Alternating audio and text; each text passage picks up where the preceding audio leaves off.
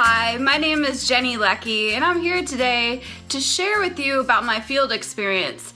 It took place at Horry County Schools Early College High School. It's actually on the Horry Georgetown Technical College's campus. I'm a 9th grade English teacher there, and I was tasked with putting together professional development sessions for my coworkers. So when I initially went to tackle this task, it was overwhelming. Where do I start? But then I connected with my curriculum coach, Martina McCoy, and our digital integration specialist from the district. Her name is Holly Jackson.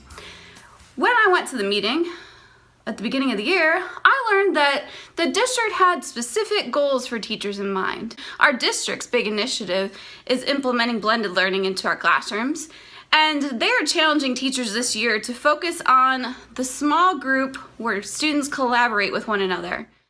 So I knew right away that my professional development needed to align itself with what the district was expecting from teachers.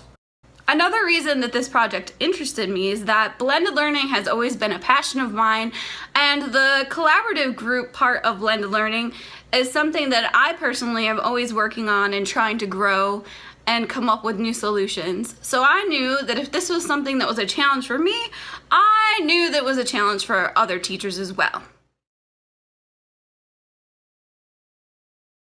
I had been through professional development before where it was not useful for me. I didn't know why I was there. So I wanted to make sure that what I focused my energies on was what the educators in my building really needed. So I created a technology needs survey. It included questions such as how often do you use technology, what is your comfort level with it, what is your comfort level with Google School tools, and a bunch of other information. I gathered that information and learned that our school is pretty well off as far as people being willing to try new things and people who have already taken the initiative on their own for trying new technology. So I was really encouraged about how far and creative I could get with student collaborative tools.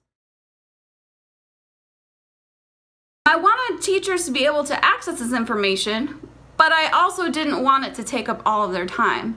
So I met with my curriculum coach, and we decided that giving them access to this professional development at their own time and their own pace was the best way to go.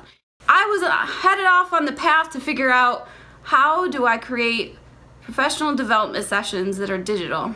Well, I chose a format. I chose a consistent layout that I would follow every single week. And I made sure that each tool tackled one of the teacher's issues with student collaboration. The individual tutorials were great, and they actually led up to an in-person PD session. I met with teachers and we played with the tools and brainstormed ideas about how to actually use that in their classroom.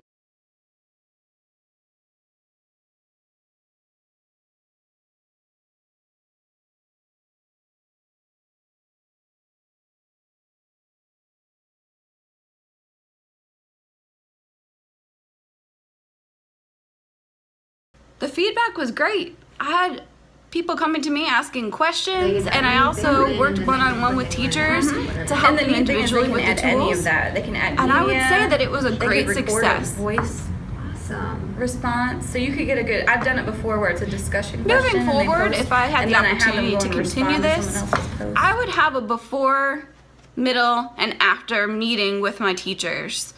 A lot of it was conducted digitally, which was wonderful, but I would love to get together and talk about the results of trying these tools. I think it's important to learn from one another, both the good things that happened and maybe some of the struggles and complications, because if we can learn from one another, then we don't have to create the same mistakes in our classroom.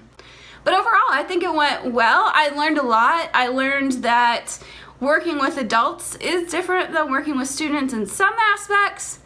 But overall, they want to see the value in what they're learning, just like students want to see the value. So making that apparent and aligning the professional development with the needs of the teachers was really important, and I think that's how I got buy-in from my staff, because I based it on what they actually needed. I learned a lot from this experience, and I'm very grateful to have had the opportunity and for my teachers and coworkers to have opened up their doors and their minds for me to have this growing experience as an educator and as a potential curriculum designer.